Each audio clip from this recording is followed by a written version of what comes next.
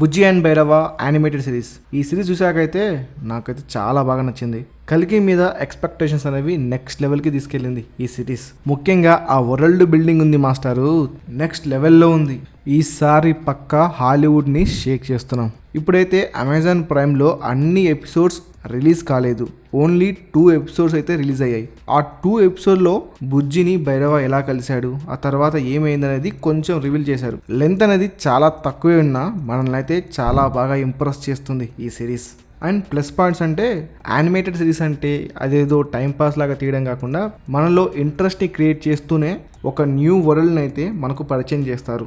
ఇప్పుడైతే సిరీస్ చాలా బాగుంది. ఉన్న ఎపిసోడ్లో అయితే డెఫినెట్గా మీరు కూడా ట్రై చేయండి. ప్రభాస్ని మిస్ అవుతున్న ఫ్యాన్స్ అయితే ఈ సిరీస్ని చూసేయచ్చు హ్యాపీగా. మైనస్ పాయింట్స్ అంటే పెద్ద ఏమి లేవు, ఇంకా సిరీస్ చాలా ఎపిసోడ్ రావాల్సి ఉంది, వచ్చాక డీటెయిలింగ్గా మాట్లాడుకుందాం. సో ఈ weekend Bujji and Bhairava animated series చూడాలనుకుంటే హ్యాపీగా చూసేయండి. దానికి చిన్న పెద్ద తేడా లేదు, డెఫినెట్లీ మీకు నచ్చుతుంది. Streaming on prime.